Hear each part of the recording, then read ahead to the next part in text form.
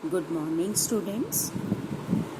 Today we will discuss second category of errors in trial balance. Errors not affecting trial balance or errors not disclosed by trial balance.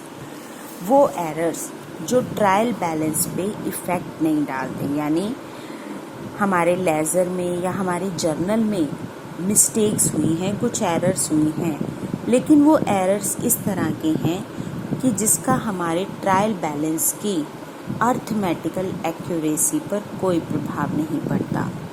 ये errors trial balance पे कोई प्रभाव नहीं डालते। Trial balance की debit और credit side दोनों आपस में टैली हो जाती हैं। Main objective of preparing a trial balance is to check accuracy of the accounts.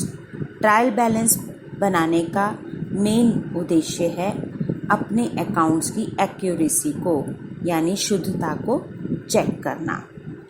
However, the equality of debit and credit side of the trial balance does not mean that there are absolutely no errors.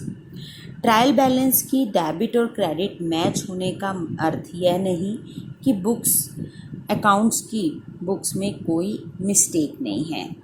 So it is true to say that trial balance is not a conclusive proof of the accounts. There are certain errors. इसका अर्थ ये नहीं है कि trial balance जो है वो conclusive proof है हमारी एक्यूरेसी का। There are certain errors which do not affect the agreement of the trial balance. कुछ errors जो होते हैं वो ट्रायल बैलेंस पे इफ़ेक्ट नहीं डालते। Such errors are called limitations of trial balance. कौन कौन से errors हैं, अब उनकी हम बात कर लेते हैं। सबसे पहला error है errors of commission. If a wrong amount is entered either in the journal or in the subsidiary books, the trial balance will tally. Error of commission का मतलब है if wrong amount, अगर हमने एंट्री करते time या laser में posting करते time हमने किसी एंट्री में रॉन्ग अमाउंट लिख दिया है, तब भी वो एरर्स जो हैं हमें पता नहीं चलेंगे। फॉर एग्ज़ाम्पल, अगर हमने sale of goods to Ram on credit, हमने राम को गुड्स उधार बेचे 420 रुपीज़ के, लेकिन बुक में अपनी जर्नल में हमने 240 रुपीज़ लिखे। राम डेबिट टू सेल, हमने दोनों राम में भी 240 रुपीज़ लिख दिया और सेल में भी 240 लिख दिया, तो मिस्टेक होने के बावजूद भी हमारा ट्रायल बैलेंस आपस में टैली हो जाएगा। दूसरा एरर है error of omission. Error of omission का मतलब है कि हम कोई एंट्री जर्नल में कोई एंट्री लिखना भूल गए या जर्नल से उसे लेज़र में पोस्टिंग करना भूल गए। ना तो हमने डेबिट में अमाउंट लिखा ना क्रेडिट में। For example, goods for ₹2000 have been sold to Ram on credit and the transaction was omitted to be recorded in books. यानी हमने एक ट्रांजैक्शन की पोस्टिंग करना ही भूल गए, तो that is called errors of omission. Third हमारा एरर है हमारे पास, थर्ड एरर है compensating errors. If the effect of the one error is neutralised by the effect of some other error, अगर एक एरर दूसरे एरर को न्यूट्रलाइज कर ले यानी उसके इफेक्ट को ख़त्म कर दे, तो ऐसे एरर्स को हम बोलते हैं कंपनसेटिंग एरर। इसको हम एग्जाम्पल से समझते हैं। For example, while posting on the debit side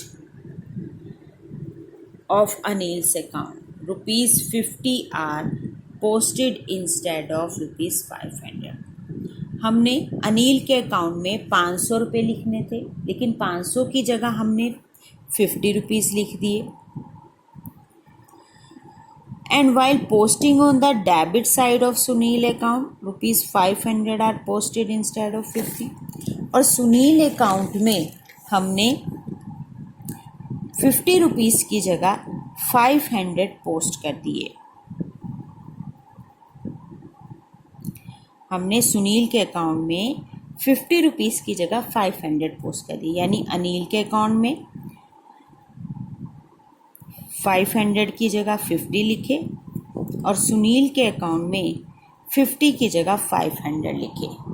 तो दोनों साइड दोनों ही ट्रांजैक्शन में मिस्टेक्स हुई हैं, लेकिन दोनों ने एक दूसरे के इफ़ेक्ट को समाप्त कर दिया है, ख़त्म कर दिया है, इसलिए ट्रायल बैलेंस जो है वो टैली हो जाएगा।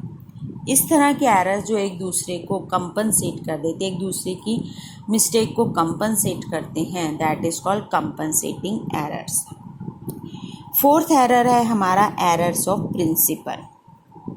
When some fundamental principles of accountancy is violated while recording a transaction, these errors are committed in those cases where a proper distinction between capital and revenue item is not made।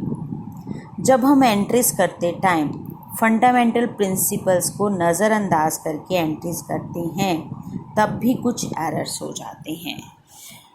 For example, हम capital items को revenue item treat कर लेते हैं या revenue items को हम capital item treat करते हैं, तो हमारे इस तरह के एरर्स होते हैं, एरर्स ऑफ प्रिंसिपल।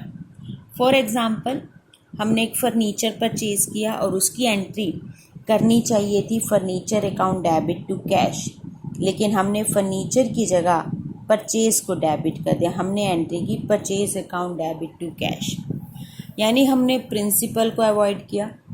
हमने फर्नीचर लिखना चाहिए था, यानी वो कैपिटल एक्सपेंडिचर था, लेकिन हमने उसको रेवेन्यू एक्सपेंडिचर लिख दिया, तो ये एरर ऑफ प्रिंसिपल कहलाता है।